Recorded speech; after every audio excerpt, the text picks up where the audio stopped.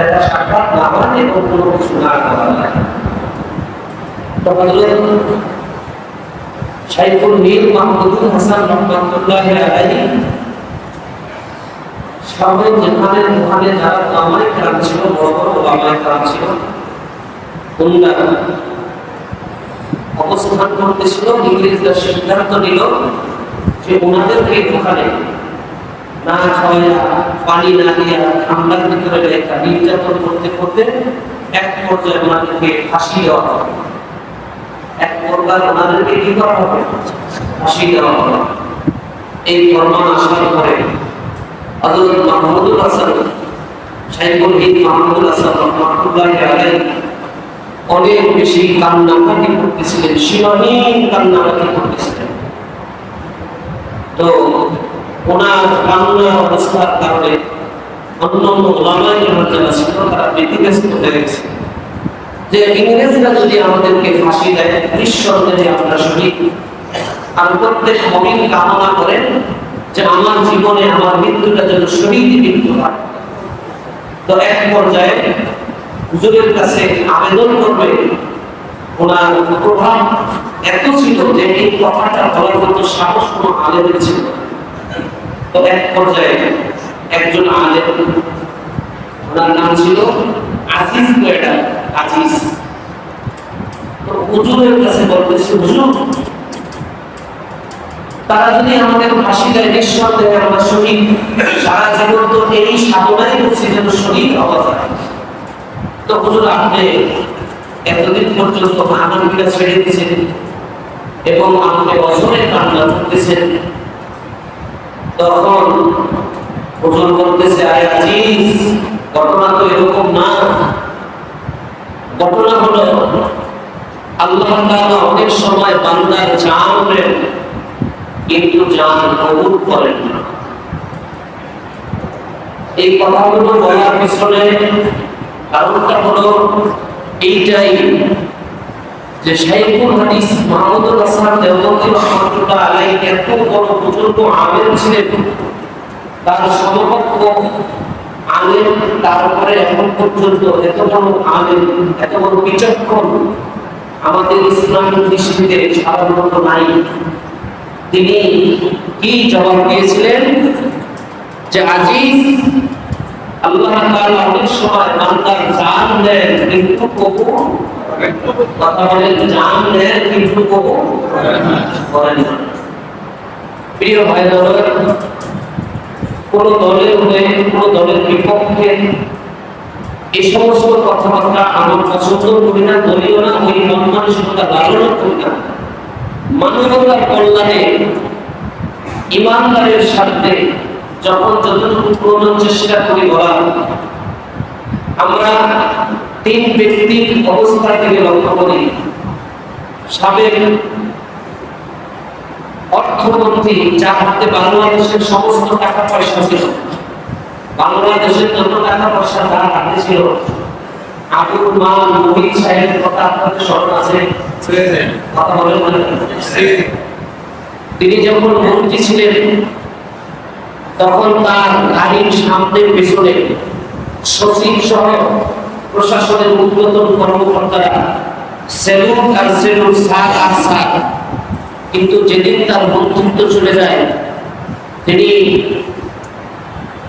শাহজালাল বিমানবন্দর থেকে যখন তিনি সিলেটে গেছেন, যারা ওখানে ছিল তারা বলছে যে তার হুইল চেয়ারটা ধরার মতো কোনো লোক বিমানবন্দরে ছিল না। কথা বলেন।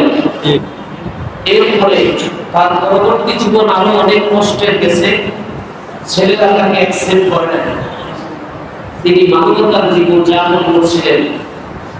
এই হলো দুনিয়ার ক্ষমতা। কথা বলেন, এগুলো কি? কথা বলেন না, এগুলো দুনিয়ার ক্ষমতা। যতক্ষণ পদ আছে ততক্ষণ সেলুট সার, পদ যখন নাই তখন আমাকে কেউ জিজ্ঞেস করে না। কথা বলেন। আমরা বাবর সাহেবের কথা জানি যে বাবর সাহেব কি ছিলেন এবং তার আলোক কি।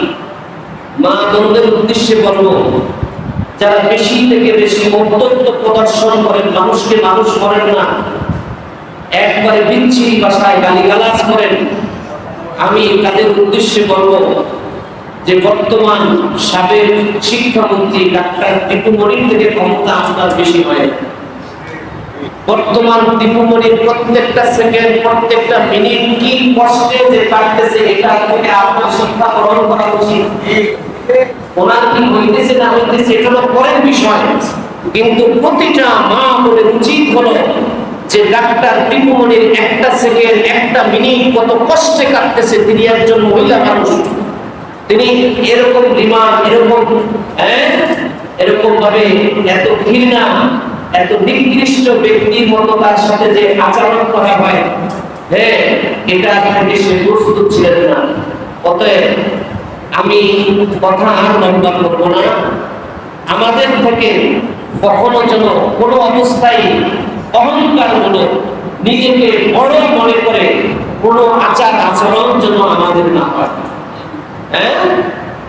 স্মরণ করব যে শেখুল হাদিস মাহমুদুল হাসান দেওবন্দি রহমাতুল্লাহি আলাইহি এত বড় বিজ্ঞ যার তাহাজ্জুদ কাজা হওয়ার কোনো এরকম ভাবে ইতিহাস পাওয়া যায় না।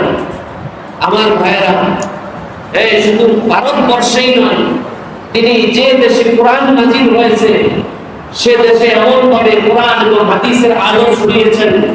এত বড় গুরুত্বপূর্ণ ব্যক্তি হওয়ার পরেও সে বলছিল, আজিজ, আল্লাহ তাআলা অনেক সময় জান হরণ করেন কিন্তু জান কবুল করেন না। আমার ভাইরা, আল্লাহ তাআলা বলেন যে তোমরা ইবাদত করতে থাকো কতক্ষণ পর্যন্ত, মৃত্যু আসা পর্যন্ত। অতএব আমার মৃত্যু কখন আসবে এটা আমার জানা নাই। কথা বলেন না কেন? এটা আমার কি নাই, জানা নাই। আরেকটি দৃষ্টি আকর্ষণ করব, সূরা আরাফের 96 আয়াত আপনাদের সামনে তেলাওয়াত করব। আমার সাথে সাথে আপনারা পড়েন। আউযু বিল্লাহি মিনাশ শাইতানির রাজীম। বিসমিল্লাহির রাহমানির রাহিম। ওয়ালাউ আন্না আহলাল কুরা واتقوا لفتحنا عليهم بركات من السماء والأرض ولكن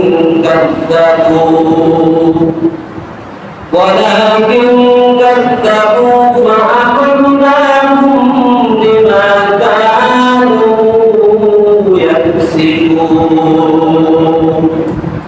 আল্লাহ তাআলা বলেন, ওয়ালাউ আন্না আহলাল কুরা,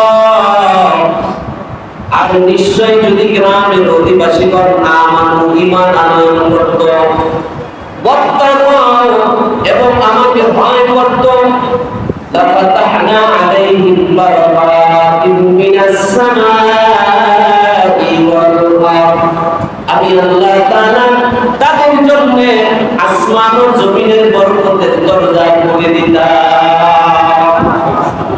আজকের দিকের ব্যাপারে আমরা যারা অভিযোগ করি, আমি আমার জীবনের বাস্তব একটা ঘটনা, মাদ্রাসায় পড়া অবস্থায় পটুয়াখালীর দাঁড়িয়াল নামক গ্রামে আমরা মাহফিলের বাস উঠাইতে গিয়েছিলাম।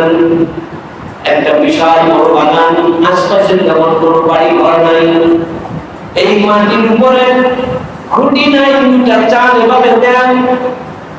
ওখানে অনেক বড় বৃদ্ধা একজন মা বসবাস করত। তাকে বললাম, ও মা, আপনার এই অবস্থা কেন?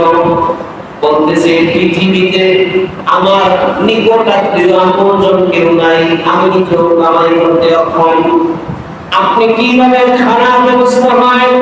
তিনি একটা খেজুর গাছ দেখায় বলছিলেন, এই যে খেজুর গাছটা দেখো, এই খেজুর গাছটার বিনিময় আল্লাহ আমাকেও বাঁচান আর একটা ফ্যামিলিকেও বাঁচান। এই খেজুর গাছ ওখান থেকে রশি দেন, সেই উপর থেকে রশি দেন, এই নিচে এরকম ভাবে রশি ফিটিং দেওয়া, এখানে বড় ধরনের একটা কলস, কিছুক্ষণের ব্যবধানে দেখলাম কলসটা রসে পূর্ণ হয়ে গেছে। ওই বৃদ্ধা বলছেন, নিজেই তাকায় দেখেন আল্লাহ রাব্বুল আলামিন এই খেজুর গাছের ভিতরে এত বরকত দিয়েছেন, এত পরিমাণে দৈনন্দিন রস হয়, আমি সুখ শান্তিতে আছি। আর যেটাকে পরিচর্যা করে সে পরিবার রকম ভাবে সারা বছরের মাধ্যমে চলে। কথা ঠিক কিনা? কথা বলেন না কেন? রিজিক দেওয়ার মালিক কে? কথা বলেন না কেন? সুতরাং আমাদের জীবনে ছেলের কাছে ধরা, মেয়ের কাছে ধরা, স্কুলের বেতন বাকি, রুম ভাড়া বাকি, দোকান বাকি, সব কিছু পিছনে যে কারণ হলো, সেই কারণটা হলো আমাদের মধ্যে একটা জিনিস আছে আর একটা জিনিস নাই, সেটার নাম হলো তাকওয়া।